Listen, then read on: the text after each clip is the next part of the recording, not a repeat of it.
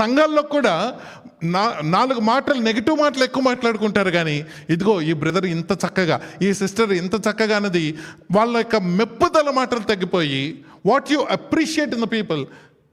there are some churches like Sardis సంఘం లాంటి కొన్ని సంఘాలు ఉన్నాయి. దేవుడు మెచ్చుకోవడానికి ఒక పాయింట్ లేదంటే ఆ దగ్గర. అలా ఉంటే అంతకన్నా దౌర్భాగ్యంలో మనం ఎవరు లేరు. కానీ there will be some points in each and every single person.